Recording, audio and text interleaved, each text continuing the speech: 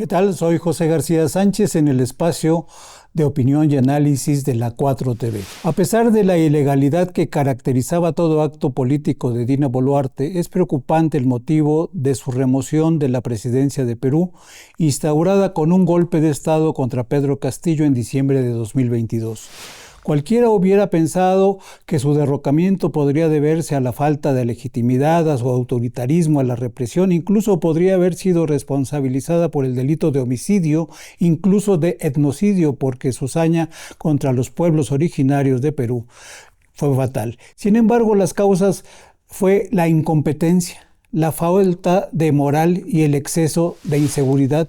Es como si a un asesino solo lo juzgaran por utilizar un arma de uso exclusivo del ejército.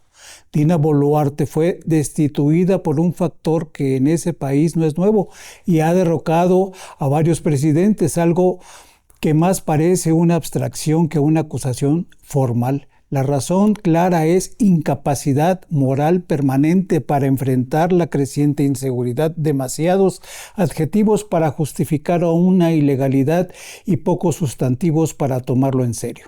Es un pretexto en el que coinciden los peruanos, pero solo favorece a la oligarquía, aunque Boluarte no llegó por elección popular al poder, sino por un golpe de Estado fabricando delitos al presidente electo democráticamente. La figura de la incapacidad moral ha destituido a Pedro Kuczynski, a Martín Vizcarra y a Pedro Castillo.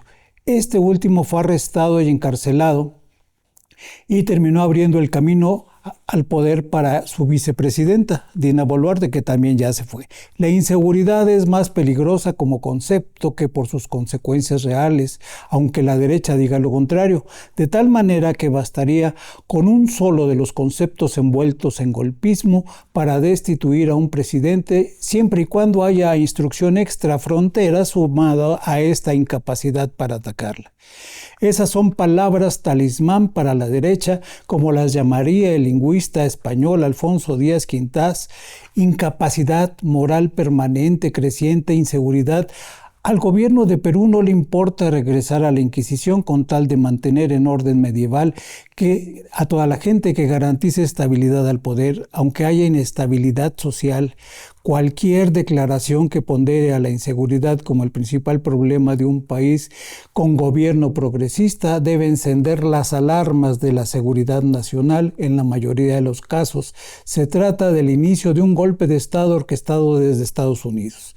Sin embargo, cuando se planea un golpe de Estado se crean diferentes alternativas, desde la más suave y cercana a la legalidad hasta la más sutil, como sucedió con Pedro Castillo y Dina Boluarte, hasta el ataque directo, violento y armado. El primer ministro de Perú, Ernesto Álvarez, solicitó al Congreso poderes legislativos por 90 días para aprobar leyes contra el flagelo de la inseguridad y el crimen organizado, considerado el mayor problema del país, luego de ser designado el conservador José Echerí para presidente de Perú. Lo que anunciaba mano dura contra la disidencia, que ellos llaman motivo de inseguridad, es decir, una delincuencia desatada que es la disidencia social. La oposición en Perú quiere una sociedad sin crímenes ni delito. Esto suena conocido para nosotros. En México también la oposición quiere una sociedad perfecta derivada de la represión. Mano dura o Estado fallido. Si no es una, es otra. Ninguna es democrática. Toda esta leyenda impulsada por Estados Unidos que quiere una Latinoamérica libre de voluntad popular. La métrica de la delincuencia en Estados Unidos es superior a la de México. Sin embargo, allá ofrecen medidas de homicidios por ciudad. Aquí la cuentan por entidad federativa, es decir, divide en cada estado del vecino país las consecuencias de la inseguridad, mientras que en el caso de nuestro país suma los homicidios por estado, de tal manera que en el caso de Missouri, por ejemplo, se registran como espacios independientes dos ciudades del mismo estado, San Luis y Kansas City, que juntas arrojan 100 homicidios por cada 100,000 habitantes. Sin embargo, las mediciones sobre inseguridad en México se basan en el miedo. Lo que se llama percepción de la inseguridad no es más que el termómetro para medir el miedo de la sociedad ante el peligro de perder la vida o ser despojado de sus bienes. La oposición, es decir, partidos políticos, clero, medios y fundaciones, se dieron a la tarea desde hace 7 años de colocar como el problema mayor de México la inseguridad. Para la oposición y los medios en México, la inseguridad está siempre en proceso ascendente. No importan las estrategias que se adopten, siempre están equivocadas y en ello coinciden los grupos fácticos de siempre colocados habitualmente en la derecha, como el clero, que desde el púlpito y en nombre del cielo advierten sobre el grave peligro que significa salir a la calle. La calle es una sucursal del infierno donde cualquiera puede perder la vida para la derecha, porque las balaceras no avisan, simplemente suceden. Esa es la interpretación de una derecha que coloca alfombra roja a la invasión extranjera. Lo que no aclaran es que la guerra está definida entre delincuentes y fuerzas armadas, aunque a los de la sotana les parezca que fuerzas armadas y delincuentes tienen en sus miras a la población civil, como ocurría en el sexenio de Felipe Calderón, cuando los testigos de la simulación eran asesinados para que no pudieran dar cuenta de que esa guerra era con balas de salva.